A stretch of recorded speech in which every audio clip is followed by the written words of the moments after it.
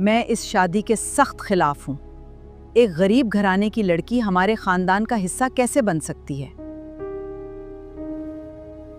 अम्मी, फातिमा एक बहुत सुलझी हुई और नेक लड़की है।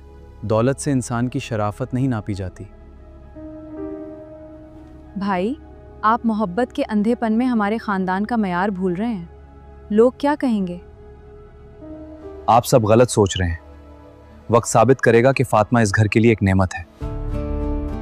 अगर तुमने इससे शादी करनी है तो कर लो, लेकिन याद रखना, इस घर में इसे कभी इज्जत नहीं मिलेगी। मुझे मंजूर है। मुझे पूरा यकीन है कि एक दिन आप खुद अपनी कही हुई बातें वापस लेंगे। आ गई तुम इस घर में? याद रखना, यहाँ नौकरों की तरह रहना होगा। मालकिन बनने की कोशिश मत करना। अम्मी जी, मैं यहाँ आप सबकी खिदमत करने आई हूँ। आप मुझे जो भी हुक्म देंगी मैं सर आंखों पर रखूंगी। बड़ी बड़ी बातें मत करो। हमारे कीमती बर्तनों और कपड़ों से दूर रहना। तुम्हारे हाथ गंदे हैं। नंजी, सफाई और सलीका तो हर इंसान सीख सकता है। मैं कभी आपको शिकायत का मौका नहीं दूंगी। बस करो अपनी जबान दराजी। जाओ और किचन का सारा काम खत्म करो, हमारे मेहमान आने वाले हैं। फातिमा, मुझे माफ कर देना। मेरी वजह से तुम्हें ये सब कुछ सुनना पड़ रहा है।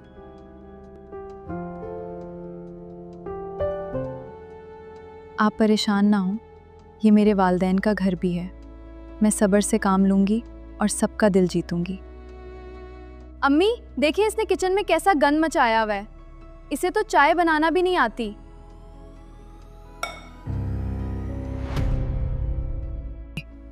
तुमसे तो एक काम भी ठीक से नहीं होता। ना जाने किस मनहूस घड़ी में तुम इस घर में आई हो। आज मेरा एक बहुत बड़ा कारोबारी दोस्त घर आ रहा है। इस लड़की को इसके सामने मत लाना। बाबा जी, मैंने मेहमानों के लिए उनकी पसंद का खाना तैयार कर दिया है। आप एक बार चख कर देख लें। अम्मी, मेरे सोने के झमके अलमारी से गायब हैं। मुझे यकीन है ये काम इसी गरीब का है। फातिमा, इधर आओ। तुमने जोया के झुमके कहाँ छुपाए हैं?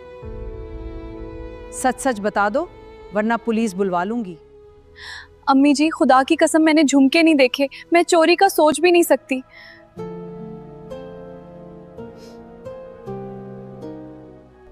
अम्मी, बगैर किसी सबूत के फातिमा पर इतना बड़ा इल्जाम मत लगाएं। वो ऐसी नहीं है। आप तो हमेशा उसी की तरफदारी करेंगे। चोर कभी खुद नहीं कहता कि उसने चोरी की है। इसके कमरे की तलाशी लो, सारा सच उबालकर बाहर आ जाएगा। या अल्लाह, तू तो जानता है मैं बेकसूर हूँ। मेरी लाज रख लेना, मुझे इस जिल्लत से बचा ले। देखें, पूरे कमरे में कुछ नहीं मिला। अब तो आपको यकीन आ गया होगा कि फातिमा बेकसूर है। जरूर इसने कहीं बाहर छुपा दिए होंगे। ये इतनी मासूम नहीं है जितनी बनती है। कारोबार में बहुत बड़ा नुकसान हो गया है। हमारी कंपनी दिवालिया होने के दहाने पर पहुंच चुकी है। ये सब इस मनहूस लड़की के कदमों का असर है। जब से आई है, घर में सिर्फ मुसीबतें आ रही हैं। अम्मी, कारोबार में नफे नुकसान तो होता रहता है। इसमें फातिमा का क्या कसूर?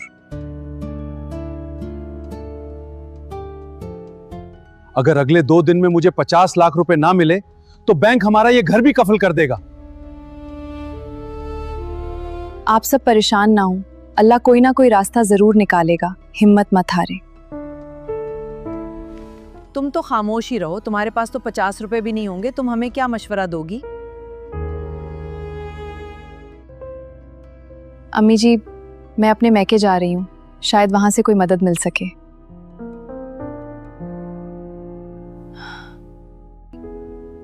मेके जा रही हो? तुम्हारे बाप के पास तो खुद खाने को पैसे नहीं है। वो हमारी क्या मदद करेंगे? फातिमा, तुम इनकी बातों का बुरा मत मानो। लेकिन सच तो यह है कि इस वक्त कोई भी हमारी मदद नहीं कर रहा। आप मुझ पे भरोसा रखें, मैं शाम तक वापस आ जाऊंगी। अल्लाह सब बेहतर करेगा। बेटी फातिमा, तुम इतने सालों बाद मेरे पास आई हो, लेकिन तुम्हारी आंखें बता रही हैं कि तुम किसी बड़ी तकलीफ में हो। चाचू, मेरे ससुराल वाले बहुत बड़ी मुसीबत में हैं। उनका कारोबार डूब रहा है और घर नीलाम होने वाला है। मैंने तुम्हें हमेशा अपनी बेटी समझा है।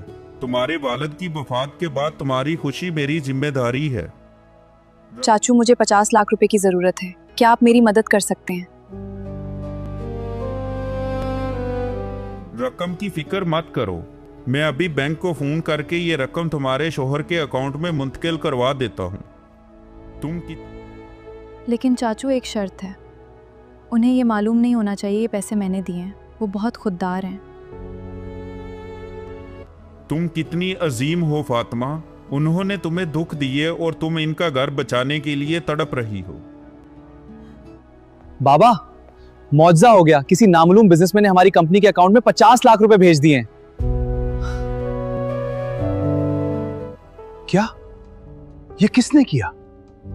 इस मुश्किल वक्त में तो हमारे रिश्तेदारों ने भी फोन उठाना बंद कर दिया था। बेनिंग मैनेजर का कहना है कि यह रकम शहर के सबसे बड़े प्रॉपर्टी डीलर अब्दुर्रहमान साहब की तरफ से आई है। अब्दुर्रहमान साहब? वो तो बहुत बड़े और मुअज़्ज़ज़ इंसान हैं, लेकिन वो हमें क्यों बचाएंगे? अस्सलाम वालेकुम, मैं वापस आ गई हूँ। अल्लाह का शुक्र है कि आप सबकी परेशानी दूर हो गई।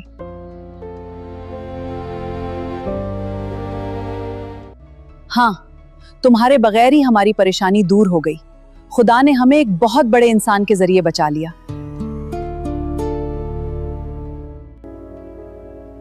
तुम तो अपने गरीब बाप के घर खाली हाथ ही लौट कर आई होगी। तुम्हारा यहाँ होना या ना होना बराबर है। मैं कल ही अब्दुर्रहमान साहब के दफ्तर जाऊंगा और उनका शुक्रिया अदा करूंगा। उन्होंने मुझ पर बहुत बड़ा एहसान किया है। मैं भी आपके साथ चलूंगा।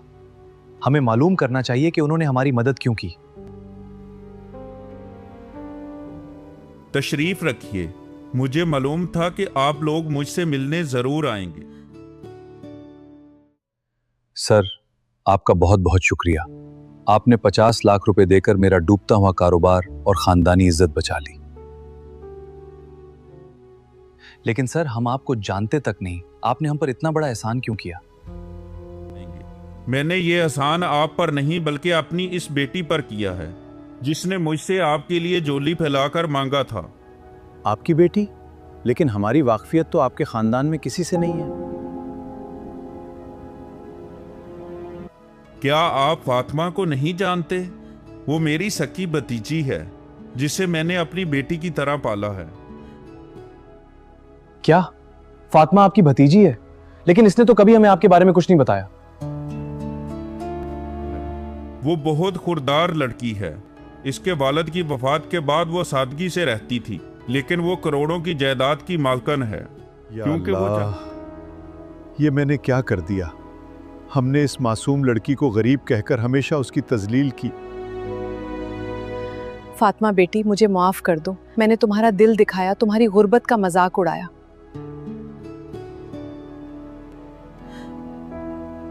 भाभी, मुझे भी माफ कर दें।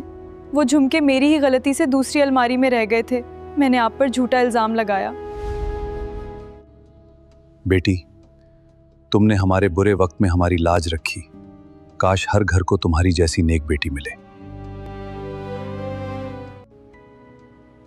फातिमा, आज तुम्हारे सब्र ने मेरे पूरे खानदान का सर शर्मिंदगी से झुका दिया और मोहब्बत जीत गई।